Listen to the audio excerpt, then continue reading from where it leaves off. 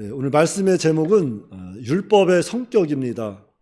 율법의 성격, 이 율법이 어떤 성격을 가지고 있는지 우리가 율법의 성격을 좀 통해서 이제 좀 우리가 이 율법을 좀 더 마음판에 새기고 우리 속에서 역사할 수 있도록 하면 좋겠어요.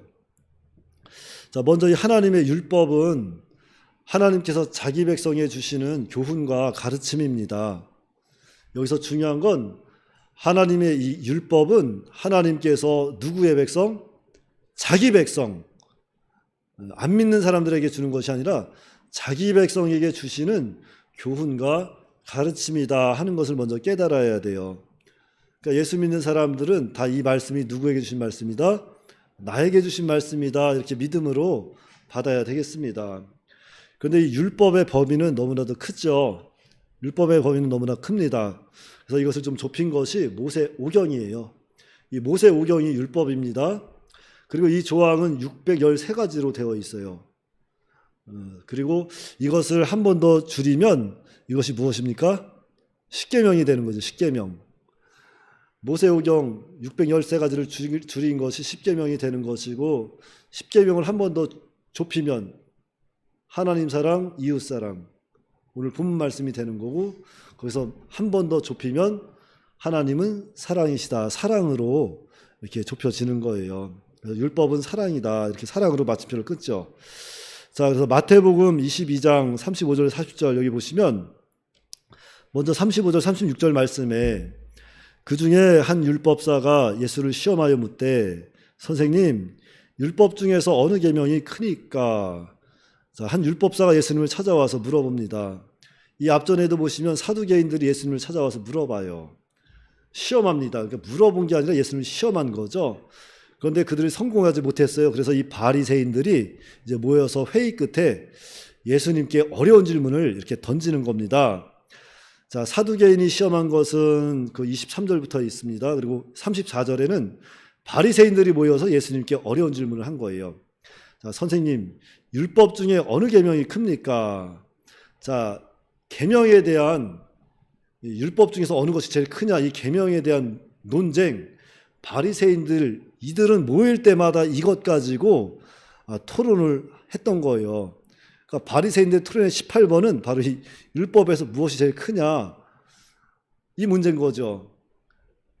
바리새인들은 정말 율법에 정통한 사람이잖아요. 그런 사람들인데 이 전체 율법을 어떻게 유혹할 수 있을까? 그것이 너무나도 어려운 겁니다. 그래서 이것 가지고 예수를 시험해야 되겠다. 그래서 이걸 물어본 거예요.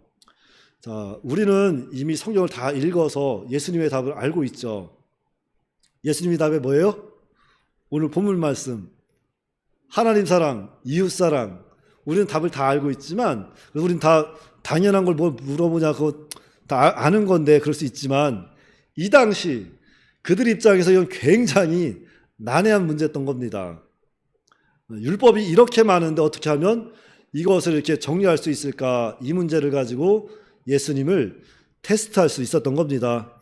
그래서 율법에 정통한 사람들이니까 이렇게 엄한 소리 하면 이거 가지고 이제 저 아무것도 아니구나, 자기가 무슨 하나님의 아들이라고 하지만 저 아무것도 아니구나, 이렇게 엄한 소리 하면 예수님을 대적할 수 있었던 거예요. 그렇잖아요. 그렇죠. 자기는 정리를 잘 못해도 누군가 정리한 것을 들었을 때 이건 뭐가 부족해 하면서 판단할 수 있다는 거예요. 그래가지고 이런 말로 시험을 한 건데, 그때 예수님께서 말씀하십니다. 37절에 예수께서 이르시되 내 마음을 다하고 목숨을 다하고 뜻을 다하여 주 너의 하나님을 사랑하라 하셨으니 이것이 크고 첫째 되는 계명이요 둘째도 그와 같으니 내 이웃을 내 자신과 같이 사랑하라 하셨으니 이 두 계명이 온 율법과 선지자의 강령이니라 그랬어요. 그러니까 예수님이 이렇게 분명하게 대답을 합니다. 분명하게 이렇게 대답을 하셨고, 더 이상 여기에 대해서 어떤 말도 토를 달지 않는 거죠. 토를 달 수가 없었던 거예요. 아마 이 바리새인들 이들은 그렇구나 했을 거예요. 율법을 잘 아니까 이렇게도 요약이 되는 거구나, 이 정도는 아마 최소한 알았을 겁니다. 하지만 이것이 바로 진리구나 했으면 예수님 믿었을 텐데 거기까지 못 나간 거죠. 그러니까 이렇게 기가 막히게 표현할 수 있겠구나 이 정도만 생각을 했던 거예요. 그러니까 어쨌든 간에 이 율법 전체의 요점은 예수님께서 직접 말씀하신 것처럼 하나님은 사랑이고 하나님 사랑이고 사람 사랑이다. 그것을 이제 말씀하신 거죠. 그런데 앞에서도 말씀드렸지만 하나님의 율법은 하나님께서 누구에게 주신 말씀이다? 하나님께서 자기 백성에게 주신 가르침이고 교훈이라는 말씀이에요. 이거를 절대 우리는 놓치면 안 돼요. 성경을 볼 때 자기 백성에게 주시는 교훈과 가르침이다. 그래서 기독교는 계시의 종교입니다. 계시의 종교. 하나님께서 말씀을 통해서 보여주시고 가르쳐 주시는 거예요. 무지한 우리를 하나님의 말씀을 통해서 다 알려주시는 겁니다. 그래서 우리는 이 말씀에 귀 기울이면 되는 거예요. 기록된 말씀을 잘 읽고 듣고 기억하면 됩니다. 그래서 이 율법의 가르침, 율법의 특성이라고 할 수 있는 건 있는데, 자, 이 율법은 먼저는 이 약속과 경고 이 두 가지를 다 포함하고 있다는 거죠. 이 하나님의 말씀 율법은 약속의 말씀인 동시에 경고의 말씀이기도 한 거예요, 사실은. 성격상 그렇다는 거죠.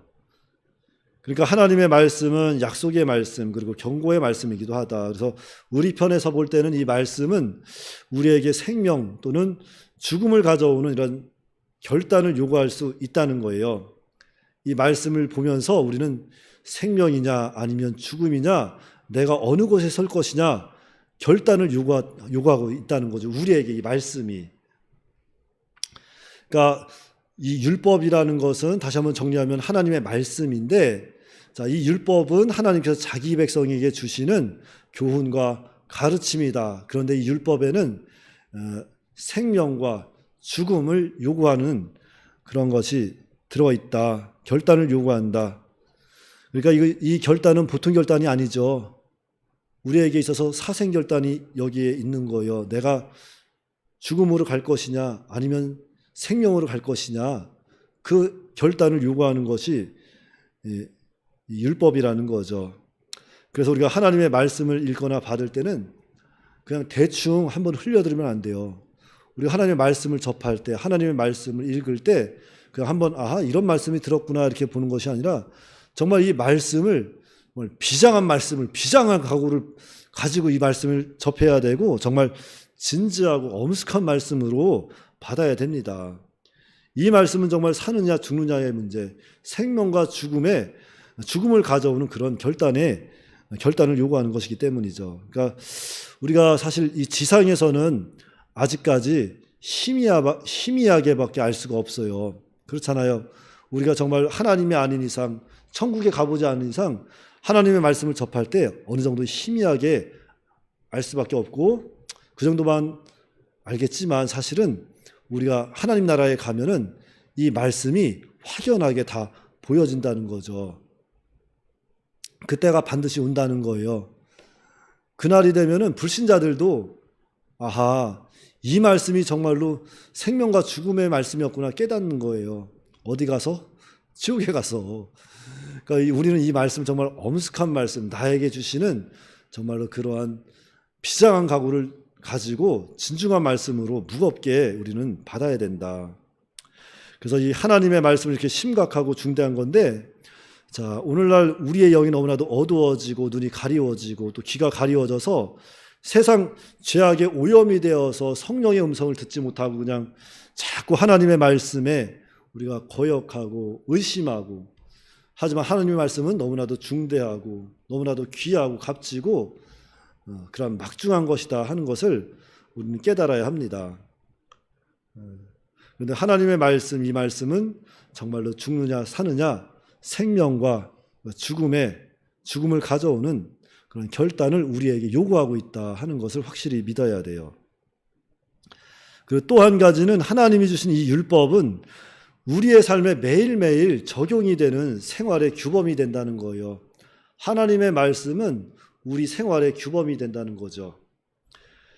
그러니까 하나님의 말씀은 생명과 죽음을 가져오는 결단을 요구하는 것만이 아니라 그와 동시에 우리 삶에 적용이 되는 규범이다. 그러니까 이 말씀은 보편적인 거예요. 우리 일상 생활에서도 언제나 적용이 되고 그 말씀을 또한 우리가 직접 순종해야 하는 즐거이 순종해야 하는 그런 하나님의 보편적인 말씀이라는 겁니다. 그런데 우리 시대는 너무나도 편하잖아요. 너무나도 풍족하고 너무나도 편하니까 말씀의 무게를 우리가 모르고 사는 겁니다. 그런데 사실 우리 지구 반대편 그 무슬람권에만 가도 또 여기 바로 우리 옆에 있는 북한에만 가도 지하교회 그 정도만 봐도 그 사람들에게 있어서 하나님의 말씀은 지금 당장 사느냐 죽느냐 생명과 죽음이 오가는 그런 무거운 말씀인 거예요. 그리고 앞으로 우리에게 또 이러한 시대가 올 수도 있다는 것을 계시록은 또 보여주고 있죠. 하지만 하나님의 말씀, 이것을 꼭 이러한 시대에만 우리가 요구하는 말씀이 아니라 지금 사실은 우리 사는 이 시대에도 요구하는 하나님의 말씀이니까 우리가 이 말씀을 늘 지켜 순종할 수 있는 그런 믿음이 되어야 합니다. 그래서 매일매일 우리의 삶에 적용을 하고 살아가는 그런 생활의 규범이 되어야 한다는 거죠. 그래서 우리는 매일의 삶을 통해서 이 말씀을 순종함을 통해서 하나님의 뜻대로 우리가 또 살아가는 그런 믿음의 자리까지 또 나아가야 한다.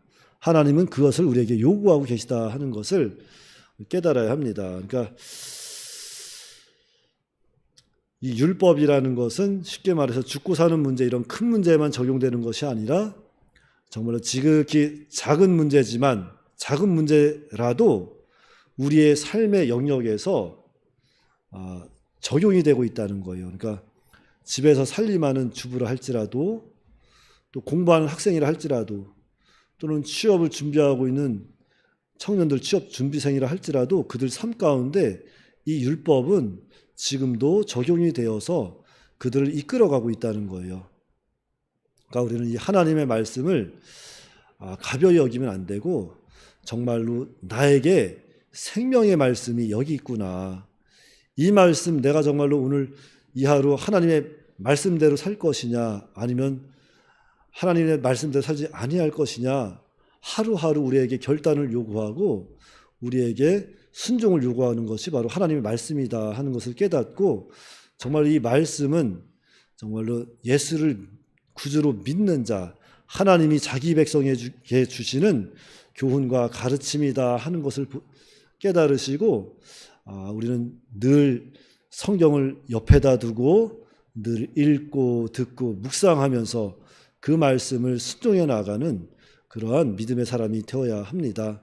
그것이 바로 하나님께서 우리에게 주신 율법의 성격이에요. 잠깐 기도하겠습니다. 하나님 아버지 은혜를 감사합니다. 하나님께서 우리를 사랑하여 주셔서 이 땅에 예수님을 보내주시고 특별히 하나님께서 또한 하나님의 말씀을 우리 곁에 주셔서 이 말씀을 통해서 하나님을 보여주시고 하나님의 또한 계시를 열어주셔서 우리로 하여금 하나님을 알아갈 수 있도록 깨닫게 하심을 감사를 드립니다. 그러나 우리는 아직도 너무나도 연약하고 무지하여서 이 하나님의 귀한 말씀을 우리 삶에 적용하지 못하고 살 때가 너무나도 많고 들어도 깨닫지 못하고 눈이 가리워져서 볼 수 없을 때가 너무나도 많았사온데 이제는 하나님께서 우리를 새롭게 하여 주셔서 우리의 눈을 밝게 하여 주시고 우리의 마음이 하나님의 말씀을 귀하게 받아서 이 말씀 나에게 생명의 말씀이 되고 나의 영에 정말로 내 삶에 늘 원동력이 되어지는 그러한 주님의 말씀이다, 생명의 말씀이다 하는 것을 깊이 깨닫고 좀 더 하나님의 말씀 앞에 우리가 전진하고 그 말씀 앞에 바로 서 나아가는 그러한 믿음의 사람이 될 수 있도록 하나님께서 인도하여 주시옵소서. 우리 주 예수님의 이름으로 기도하옵나이다. 아멘.